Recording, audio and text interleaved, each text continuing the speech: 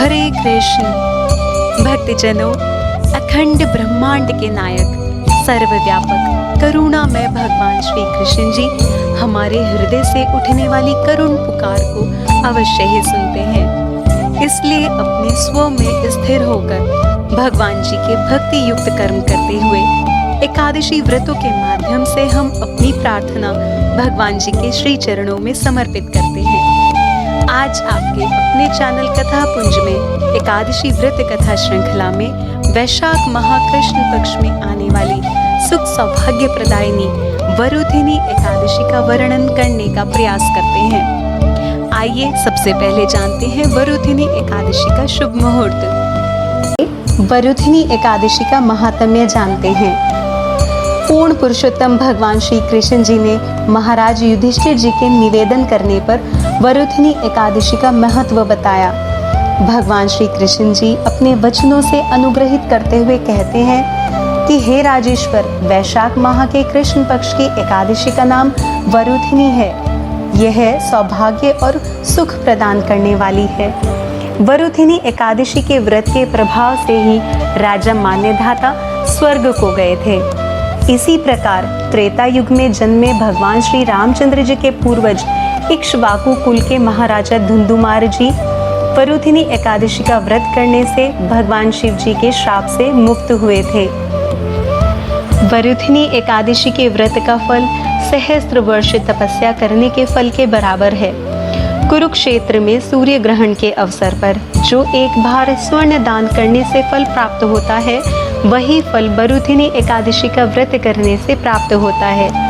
वरुथिनी एकादशी के व्रत से मनुष्य इस लोक और परलोक दोनों में सुख प्राप्त करते हैं और अंत में स्वर्गलोक को जाते हैं। दान से संबंधित तथ्यों के बारे में शास्त्रों में कहा गया है कि हाथी का दान घोड़े के दान से उत्तम है और हाथी के दान से भूमि का दान उत्तम है। भूमि के दान से तिलों का दान उत्तम है। तिल से स्वर्ण का दान श्रेष्ठ है और स्वर्ण दान से अन्न का दान श्रेष्ठ है। संसार में अन्न दान के बराबर कोई भी दान नहीं है। इसी प्रकार विद्या का दान भी बहुत महत्वपूर्ण है। अन्न दान से पितृ, देवता, मनुष्य आदि सब तृप्त हो जाते हैं। वरुथिनी एकादशी के व्रत से अन्न और कन्या दान का फल मिलता है। वरुथिनी एकादशी का पुण्य हजारों गायें दान करने के समान होता है। जो मनुष्य वरुथिनी एकादशी का व्रत करते हैं, उनको कन्या दान के समान फल प्राप्त होता है। पृथ्वी पर मनुष्य के कर्मों का लेखा जोखा लिखने वाले चित्रगुप्त जी भी इस व्रत के पुण्य को लिखने में असमर्थ हैं। इस प्रकार वरुथिनी एकादशी का पुण्य अनंत है। वरुथिनी एकादशी की व्रत कथा के अनुसार प्राचीन काल में एक अत्यंत दानशील और तपस्वी महान राजा नर्मदा नदी के तट पर राज्य किया करते थे। उनका नाम मान्यधाता था।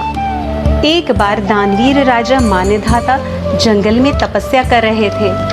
उसी समय जंगली भालू आकर उनका पैर चबाने लगा और उनको खींचकर वन में ले जाने लगा। परंतु राजा मान्यधाता घबराए नहीं और तपस्या धर्म का पालन करते हुए उन्होंने अपने क्रोध पर भी नियंत्रण रखा।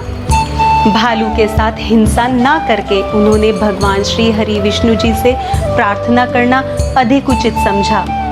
तपस्वी राजा की प्रार्थना और करुण पुकार सुनकर भक्त वत्सल भगवान श्री हरि विष्णु जी प्रकट हुए और सुदर्शन चक्र से उन्होंने भालू का वध कर दिया। परंतु तब तक भालू राजा का एक पैर खा चुका था, इसलिए राजा को बहुत दुख हुआ। भगवान श्री हरि विष्णु जी ने राजा के दुख और पीड़ा को समझा और कहा कि हे राजन, पवित्र नगरी मथुरा जाकर तुम मेरी वराह अवतार के विग्रह की पूजा और वरुथिनी एकादशी का व्रत करो। भगवान जी के वचनों का पालन करते हुए राजा मान्यधाता ने ऐसा ही किया और वरुथिनी एकादशी के व्रत के प्रभाव से राजा का शरीर पहले के समान पूर्ण रूप से स्वस्थ और सुंदर हो गया। वरुथिनी एकादशी के महात्म्य व्रत कथा सुनने, सुनाने और पढ़ने से पुण्य फलों की प्राप्ति होती है और भगवान श्री हरि विष्णु जी की कृपा प्राप्त होती है। आइए वरुथिनी एकादशी के व्रत और नियम जानते हैं। एकादशी व्रत के नियमों का पालन दशमी की तिथि से ही आरंभ कर देना चाहिए। दशमी तिथि को संध्या से पूर्व सात्विक भोजन करना चाहिए। कांसे के बर्तन में भोजन नहीं करना चाहिए। पान, चना, शाक, शहद, मसूर की दाल, किसी भी प्रकार का प्याज लहसुन से युक्त भोजन नहीं खाना चाहिए। एकादशी व्रत के दिन तेल, अन्न और चावल का त्याग करना चाहिए। आत्मा और शरीर की शुद्धि रखनी चाहिए। किसी की निंदा नहीं करनी चाहिए। शांत रहकर भगवान श्री हरि जी का नाम स्मरण करना चाहिए। मिथ्या भाषण और क्रोध नहीं करना चाहिए। एकादशी व्रत के दिन प्रातः ब्रह्म मुहूर्त में उठकर अपने नित्य कर्मों से निवृत्त होकर स्नान करें और स्वच्छ वस्त्र धारण करें। भगवान श्री हरि विष्णु जी को माता लक्ष्मी जी सहित पंचामृत से स्नान कराएं, उनका श्रृंगार करें और धूप, दीप, नैवेद्य, ऋतुफल, तुलसी जी और सफ़ेद फूल अर्पित करें। भगवान श्री हरि विष्णु जी के वराह अवतार का ध्यान करते हुए व्रत का संकल्प करें। तुलसी देवी जी की परिक्रमा और पूजन करें।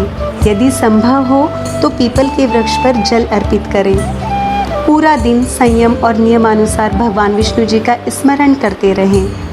संध्या के समय दीप प्रज्वलित कर भगवान श्री हरि व माता लक्ष्मी जी की आरती और स्तुति करें।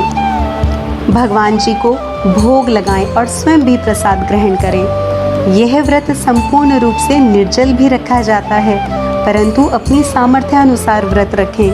एक समय जल, फल, दूध और एकादशी में खाया जाने वाला फलाहारी भोजन भी कर सकते हैं और यह व्रत फल, जूस, दूध, जल आदि ग्रहण करते हुए भी रखा जा सकता है। यदि हमारा यह प्रेम पूर्वक प्रयास आपके हृदय में भक्ति रस की अनुभूति को दृढ़ करने का प्रयत्न करता है तो कृपया इस श्रृंखला को टूटने मत दीजिए। अपने स्नेही जनों में भी कथा रस को बांटकर पुण्य का लाभ कीजिए और चैनल को सब्सक्राइब, वीडियो को लाइक और शेयर अवश्य कीजिए। आपके अच्छे स्वास्थ्य और प्रसन्नता की कामना के साथ हरे कृष्ण।